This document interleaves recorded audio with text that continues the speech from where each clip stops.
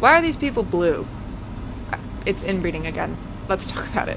You probably know that your blood has a molecule called hemoglobin in it. The hemoglobin's job is to pick up oxygen atoms from your lungs and distribute them around your body, and it does so with the help of iron. You can think of hemoglobin as a little car for oxygen and iron as the seatbelt. But there's two kinds of iron in your blood, ferrous and ferric.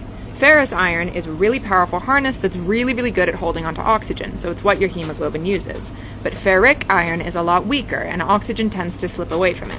Hemoglobin with that weaker seatbelt installed is called methemoglobin. Normally in your cells there's a protein that converts ferric iron into ferrous iron, essentially reinforcing that seatbelt. But if that protein is dysfunctional, methemoglobin will start to build up in your blood. And because blood's red color comes from oxygen-carrying hemoglobin, if there's too much methemoglobin, your blood goes from red to bluish-brown. If you have more than 20% methemoglobin in your blood, your oxygen levels can get dangerously low. But if you have kind of between 10 and 20% and very pale skin, you kind of just turn blue and not much else happens. So the Fugit family lived happy and healthy lives. And this weird genetic trait persisted in their family because...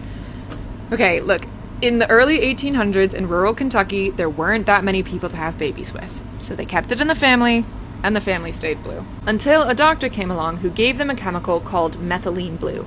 Despite being blue itself, this chemical is capable of reducing ferric iron back down to ferrous iron, essentially reinforcing that seatbelt the way that that protein was supposed to be doing all along. And it worked. Within minutes of being injected with methylene blue, the color went away.